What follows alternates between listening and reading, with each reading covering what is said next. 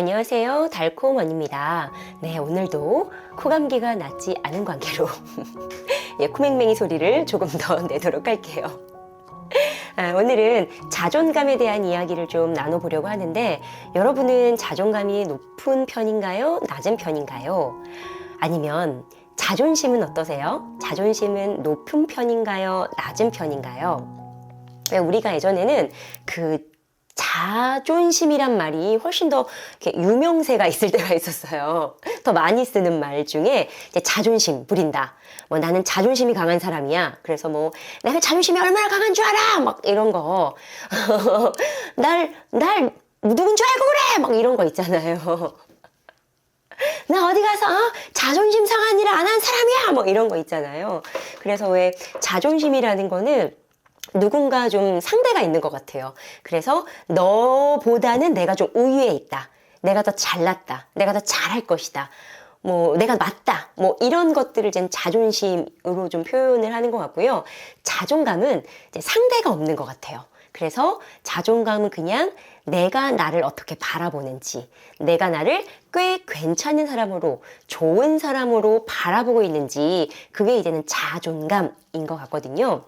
왜 예전에 여러분 슬기로운 의사생활에서 추미나 선생님이 한 대사, 되게 아름다운 대사가 있었어요. 이제 고백했던 그 산부인과 선생님이 나는 난 어떤 사람인지 너 아직 모르잖아. 막 이렇게 얘기를 하니까, 저는 선생님 오래전부터 봐왔고, 선생님 참 좋은 사람이다. 라고 이야기를 하면서, 선생님 근데 걱정하지 마세요. 저도 정말 좋은 사람이에요. 라고 이야기하는 대사가 있거든요. 그래서 저는 사실 극 중에 추미나라는 사람이 본인을 어떻게 바라보고 있는지 되게 감동적이었던 장면 중에 하나예요. 그런 경우가 자존감이 굉장히 높은 경우죠. 그래서 이 자존감은 언제 좀 높아지나 라고 좀 생각을 해보면 그때인 것 같아요, 여러분. 우리가 어릴 때 결과, 내가 만드는 성취와 결과에 대한 칭찬보다는 그걸 이루기까지의 과정에 대한 인정과 칭찬을 받을 때 자존감이 올라가고요. 그리고 내 성취와 조건에 대한 관심, 인정, 칭찬을 받을 때보다도 내 존재 자체로서의 인정, 주목, 칭찬을 받을 때 자존감은 올라가는 것 같아요. 그리고 또 하나, 어릴 때부터 이제는 자라오면서 조금씩 겪어나가는 과정 중에 작은 성취들 있잖아요. 작은 성취. 이 작은 성취들이 쌓였을 때 자기 효능감이라는 게 높아지면서 자존감이 올라가거든요. 그래서 저는 요 세 가지가 자존감이 높은 사람의 특징이다 라고 생각을 하거든요. 그래서 자존감 높은 사람들 이렇게 보면 부모님이 그 아이를 대하는 태도나 방식, 그리고 그 사랑의 언어가 굉장히 좀 다르다 라는 느낌을 좀 받아요. 그리고 우리 부모님들, 물론 우리를 사랑하시거든요. 사랑하고 잘 되기 위해서 잘 되라고 하시는 말씀이긴 한데 그 포인트가 좀 엇나가 있잖아요. 그렇죠? 우리가 듣기에는 잘하라고 막 채찍을 주시는 건데, 사실 그때는 채찍이 필요한 게 아니라 기다림과 인내와 사랑이 필요할 때 막 채찍을 주시고 뭐 그런 경우가 왕왕 있어요. 근데 또 우리 부모님을 우리가 또 이해해 봐야 되는 것은, 우리 부모님들도 그들의 부모님들께 그런 사랑의 언어를 배워본 적이 없는 거예요. 어떻게 표현해야 이 아이가 사랑한다라고 느끼고 사랑을 충만하게 받았다라고 느끼는지에 대한 표현 방법이나 또는 이런 조건들을 잘 모르셨기 때문에, 그리고 지금처럼 정보도 많이 없고 지금보다 훨씬 더 어릴 때는 먹고 살기도 조금 급급했던 시절들이 많기 때문에 그런 것들이 좀 어렵지 않았을까. 그때 그 시절에 고충이 또 있었다라는 이해를 좀 해보면서 이야기를 좀 나눴으면 좋겠습니다. 우리 부모님도 부모가 처음이었고 그 시행착오를 겪으면서 서로가 조금 상처가 되기도 했을 거예요. 그러면서 이제 우리의 자존감이 좀 낮아진 경우도 좀 왕왕 있고, 오히려 우리가 되게 잘 나갈 때 우리를 바라봐 주는 거 있죠, 여러분. 되게 잘하고 있고 부모님의 말씀을 잘 듣고 순종적이고 부모님이 주신 미션을 잘 해결하고 이럴 때는 이제 칭찬과 인정을 받는데, 오히려 잘 못하고 무너져 내리고 부모님의 지시를 따르지 않고 순응하지 않고 이럴 때는 굉장히 비난받고 혼나고 그러거든요. 사실 이때 훨씬 더 많은 사랑과 격려와 기다림이 필요한 시기인데 좀 그 타이밍을 다르게 표현하는 것에 대한 아쉬움은 항상 좀 있는 것 같아요. 그런 포인트가 잘 안 맞다 보니까 우리가 이제 사랑받고 있는 건가를 의심하기도 하고, 내가 가치 있는 사람인가를 의심하기도 하게 되는 것 같다는 생각을 해봅니다. 그래서 좀 인정하기는 싫지만, 우리의 자존감 도둑은 어찌 보면 우리의 부모님일 수도 있겠다라는 생각이 들어요. 근데 우리 그거 좀 이해하고, 떨쳐봐야죠. 뭐 어떡하겠어요. 지난 일이니까요.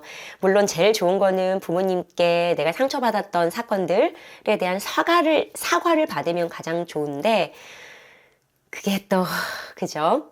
모두가 다 그걸 생각할 수 있는 상황과 상태는 아닐 수 있으니까요. 좀 우리가 그거는, 또 긴 시간을 가지고 해결해야 될 문제인 것 같고요. 그래도 우리 인정은 해보자고요. 나의 자존감 도둑은 사랑의 언어를 잘 몰랐던, 사랑의 방식이 좀 달랐던 부모님일 수 있다. 그래서 그거를 우선 좀 우리가 알고부터 시작해야 될 것 같아요. 그래서 더 좋은 거는 부모님과의 화해, 사과 이런 것들이 또 진행되면 더 좋겠지만, 그렇지 못할 경우에는 내 스스로가 내 자존감을 올리는 그런 노력들을 해보아야 하지 않을까 싶습니다. 두 번째는 바로 친구 또는 가까운 지인들이 아닐까라는 생각이 드는데요. 특히나 어릴 때 친구인 경우가 또 있어요. 오히려 내가 사회생활을 하고 좀 성숙해졌을 때 만난 사람은 지금의 나의 모습을 보기 때문에 나를 좀 존중하고 되게 괜찮은 사람으로 대해주는 경우도 왕왕 있어요. 근데 지금의 내 모습은 예전의 내 모습과 다르죠, 여러분. 달라요. 정말 흑역사, 이런 흑역사가 있냐 싶을 정도의 어설프고 엉망진창인 모습들로 우리가 좀 살아왔잖아요. 그러니까 그 모습을 다 본 우리의 역사들이 또 남아있는 거죠. 내 옆에 존재하는 거죠. 근데 또 고맙게 우리의 그 흑역사를 함께 했던 친구들이 내가 성장해내는 과정들을 다 같이 보면서 이 과정들을 같이 기뻐하고 같이 성장했을 땐 괜찮은데, 친구들 중에도 그 중에 또 누구 한둘은 나의 그런 부족한 모습을 기억하는 친구들이 있어요. 그래서 이거는 그 친구들만이라고 할 수는 없고요. 이 영상을 보는 여러분도 그런 역할을 했을 때가 있고요. 저 또한 그렇습니다. 왠지 그 친구는 그 어릴 때 그 모습으로 아직 존재하는 것 같고, 그래서 이 친구는 이미 많이 성장했는데도 불구하고 내가 그 모습을 미처 발견하지 못하는 걸 수도 있는 거죠. 그러면서 이제 그 친구를 좀 더 어리게 대한다거나 부족한 모습으로 대한다거나 무시한다거나 이런 행동들을 하면서 내 주변 사람들이 날 인정해주지 않는 이 상황에서 자존감이 또 왕왕 떨어질 수도 있는 거죠. 그리고 친인척들. 왜 사람이 당연히 해야 되는 어떤 시간들을 정해놓고 10대는 뭘 해야 되고 20대는 대학을 가서 취직을 해야 되고 30대는 결혼을 해야 되고 출산을 해야 되고 이런 인생의 시간표 있잖아요. 나는 동의하지 않았지만 누군가 정해놓은 그 사회적인 시간표를 나에게 들이밀고 이거를 해내지 않았을 때의 나를 비난하고 왜 못하냐 라고 몰아세우는 이런 표현들이 나의 자존감을 무너뜨리는 일이기도 하죠. 그래서 왜 명절 때 청년들이 안 간다잖아요. 집에를. 그리고 왜 결혼은 언제 하냐, 여자친구는 언제 있냐 라고 물어볼 거면 한 돈 20, 30 내고 물어봐야 한다라는 말이 있을 정도로 아주 우리를 힘들게 하는 자존감 도둑질을 하는 그런 행동이지 않을까라는 생각을 합니다. 그래서 이 영상을 보시는 분들은 내 자존감을 뺏기지 않기 위해서도 잘 이런 것들을 생각해 봐야 될 것 같고요. 또 나는 또 다른 사람의 자존감을 내가 빼앗을 수도 있는 사람이 될 수도 있거든요. 때에 따라서는 내가 타인의 자존감을 빼앗고 있지는 않을까를 같이 고민해 보는 것도 좋은 기회이다 라는 생각이 또 드네요. 오늘 영상 도움 되셨다면은 구독, 좋아요, 알림 설정 통해서 다음 영상을 통해서 또 만나요, 여러분. 고맙습니다. 안녕.